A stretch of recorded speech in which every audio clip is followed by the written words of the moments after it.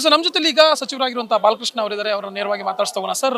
ನಮಸ್ತೆ. ಮೊದಲನೇದಾಗಿ ಈಗ ವಿಪಕ್ಷಗಳ ನಡೆ ಏನಿದೆ, ಏನು ಸದನದಲ್ಲಿ ಚರ್ಚೆಗೆ ಬರದೇ ಇರುವಂತ ವಿಚಾರ, ನೀವು ಚರ್ಚೆಗೆ ಬನ್ನಿ ಅಂತ ಕರಿತಿದ್ದೀರಾ, ಉಲ್ಟಾ ಆಗ್ತಾ ಇದೆ. ಯಾಕೆಂದ್ರೆ ಪ್ರತಿ ಬಾರಿ ಏನು ವಿಪಕ್ಷಗಳು ಚರ್ಚೆಗೆ ಕರಿತವೆ, ಸರ್ಕಾರದ ಬಳಿ ಉತ್ತರ ಕೇಳ್ತವೆ, ಅವ್ರನ್ನ ಅಲ್ಲೇ ಕಟ್ಟಾಗ್ತವೆ. ಬಟ್ ಇಲ್ಲಿ ಉಲ್ಟಾ ಆಗ್ತಾ ಇರುವಂತದ್ದು ಸರ್, ಏನ್ ಹೇಳ್ತೀವಿ? ಉಲ್ಟಾ ಅಲ್ಲ, ಅಲ್ಲಿ ಯಾರು ಕೂಡ ಸಮರ್ಪಕವಾಗಿ ಚರ್ಚೆ ಮಾಡ್ತಕ್ಕಂಥ ಶಕ್ತಿ ಇರ್ತಕ್ಕಂಥ ನಾಯಕರುಗಳ ಕೊರತೆ ಇದೆ ಬಿಜೆಪಿನಲ್ಲಿ, JDSನಲ್ಲಿ.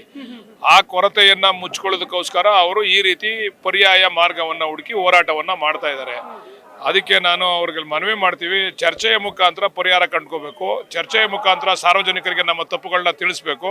ಅದು ಬಿಟ್ಟು ಅನವಶ್ಯಕವಾಗಿ ಸಾರ್ವಜನಿಕರ ತೆರಿಗೆ ದುಡ್ಡನ್ನು ಈ ರೀತಿ ಪೋಲ್ ಮಾಡ್ತಾ ಇರ್ತಕ್ಕಂಥದ್ದು ಎಷ್ಟು ಸಮಂಜಸ ಅಂತೇಳಿ ನಾವು ಅದನ್ನು ವಿರೋಧಿಸಿ ನಾವು ಉತ್ತರ ಕೊಡಲಿಕ್ಕೆ ತಯಾರಿದ್ದೇವೆ. ನೀವು ಚರ್ಚೆ ಮಾಡಲಿಕ್ಕೆ ತಯಾರಿಲ್ಲ ಅಂದರೆ ನಾವು ಉತ್ತರ ಕೊಡ್ತೀವಿ, ನೀವು ಬಂದು ಚರ್ಚೆ ಮಾಡಿ ಅಂತ ಹೇಳಲಿಕ್ಕೋಸ್ಕರ ನಾವು ಈ ಪ್ರತಿಭಟನೆಯನ್ನು ಮಾಡ್ತೀವಿ. ಯಾಕಾಗಿ ಚರ್ಚೆಗೆ ಬರ್ತಾ ಇಲ್ಲ ಅಂತ ಅನ್ಸುತ್ತೆ ವಿಪಕ್ಷ? ನಾನೀಗ ಆಗಲೇ ಹೇಳಿದ್ದೀನಲ್ವಾ, ಚರ್ಚೆ ಮಾಡ್ತಕ್ಕಂಥ ಆ ವಿಚಾರವನ್ನು ಮಂಡಿಸ್ತಕ್ಕಂಥ ಶಕ್ತಿ ಇರತಕ್ಕಂಥ ನಾಯಕತ್ವ ಅಲ್ಲಿ ಇಲ್ಲ.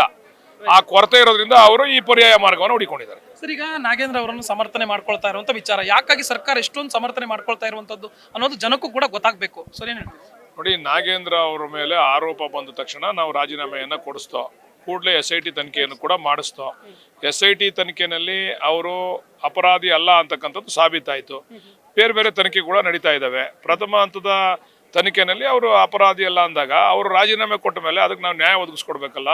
ಆಮೇಲೆ ಈ ಬಳ್ಳಾರಿ ಭಾಗದಿಂದ ಬಂದಿರತಕ್ಕಂಥವ್ರು, ಅವರು ಬಳ್ಳಾರಿ ಭಾಗದಲ್ಲಿ ನಾವು ಶಕ್ತಿ ತುಂಬತಕ್ಕಂಥ ಕೆಲಸ ಮಾಡಬೇಕು. ಆ ದೃಷ್ಟಿಯಿಂದ ಕೊಟ್ಟಿದ್ದೀವಿ. ಕೋರ್ಟಲ್ಲಿ ಕೇಸ್ಗಳು ನಡೀತಾ ಇದ್ದಾವೆ. ಅಪರಾಧಿ ಅಂತ ತೀರ್ಮಾನ ಆದರೆ ಕಾನೂನು ಅದು ಕ್ರಮ ತಗೊಳ್ತದೆ. ರಾಜ್ಯದ ಜ್ವಲಂತ ಸಮಸ್ಯೆಗಳನ್ನ ಎದುರುಗಡೆ ಇಟ್ಕೊಂಡು ಈ ರೀತಿಯಾಗಿ ವಿಪಕ್ಷಗಳು ಮಾಡ್ತಾ ಇರುವಂತದ್ದು ಒಂದ್ ಕಡೆ, ಇನ್ನೊಂದ್ ಕಡೆ ಮುಖ್ಯವಾಗಿ ನೋಡಿದ್ರೆ ಬರ ತಾಂಡವ ಆಡ್ತಾ ಇದೆ.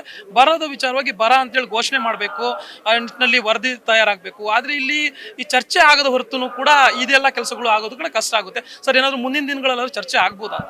ನೋಡಿ, ಈಗ ವಿರೋಧ ಪಕ್ಷ ನಾಯಕರೆಲ್ಲರೂ ಕೂಡ ಬರದ ಜಾಗಗಳಿಗೆ ಭೇಟಿ ಮಾಡಿ, ಬರದ ಸ್ಥಳಗಳಲ್ಲಿ ಭೇಟಿ ಮಾಡಿ ವರದಿಯನ್ನು ತಗೊಂಬಂದಿದ್ದಾರೆ. ಅದ್ರ ಬಗ್ಗೆ ಚರ್ಚೆ ಮಾಡಿದ್ರೆ ನಾವು ಕೂಡ ಅದನ್ನು ಕೂಲಂಕುಷವಾಗಿ ಪರಿಶೀಲನೆ ಮಾಡ್ತೀವಿ. ನಾವೀಗಾಗಲೇ ಮುಖ್ಯಮಂತ್ರಿಗಳ ಆದೇಶದಂತೆ ನಾವೆಲ್ಲ ಜಿಲ್ಲಾ ಉಸ್ತುವಾರಿ ಸಚಿವರುಗಳು ಬರ ಪ್ರದೇಶಗಳಿಗೆ ಭೇಟಿ ಕೊಟ್ಟು ನಾವೀಗಾಗಲೇ ಅದನ್ನು ವರದಿಯನ್ನು ತಯಾರು ಮಾಡ್ಕೊಂಡಿದ್ದೇವೆ. ಬಹುಶಃ ಈ ಬಡ್ಜೆಟ್ನಲ್ಲಿ ಅಥವಾ ಈ ಒಂದು ಕ್ಯಾಬಿನೆಟ್ನಲ್ಲಿ ಅಥವಾ ಮುಂದಿನ ಕ್ಯಾಬಿನೆಟ್ನಲ್ಲಿ ಸಬ್ಮಿಟ್ ಮಾಡ್ತೀವಿ. ಇದು ವೈಜ್ಞಾನಿಕವಾಗಿ ಇದರ ವರದಿಯನ್ನು ಮುಖ್ಯಮಂತ್ರಿಗಳು ತಯಾರು ಮಾಡ್ತಾ ಇದ್ದಾರೆ. ನಂತರ ಕೇಂದ್ರ ಸರ್ಕಾರಕ್ಕೆ ಪ್ರಸ್ತಾವನೆಯನ್ನು ಕೊಡ್ತಾ ಇದ್ದೇವೆ.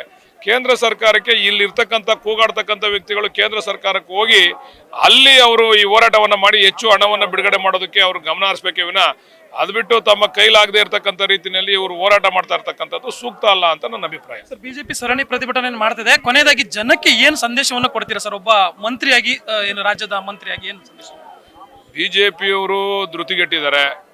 ಸನ್ಮಾನ್ಯ DK ಶಿವಕುಮಾರ್ ಅವರು ಮುಖ್ಯಮಂತ್ರಿ ಆದಮೇಲೆ ಭವಿಷ್ಯ ನಮಗಿಲ್ಲ, ನಮಗೆ JDSಗೆ ಭವಿಷ್ಯ ಇಲ್ಲ ಅಂತೇಳಿ ಅವ್ರು ಧೃತಿಗೆಟ್ಟಿದ್ದಾರೆ. ಅದರಿಂದ ಅವ್ರು ಧೃತಿಗೆಟ್ಟಿರೋದ್ರಿಂದ ಅವರ ಹೋರಾಟದ ಮಾರ್ಗಗಳು ಬೇರೆ ಬೇರೆ ರೀತಿ ಬೇರೆ ದಿಕ್ಕನ್ನು ನೋಡ್ತಾ ಇದ್ದಾವೆ.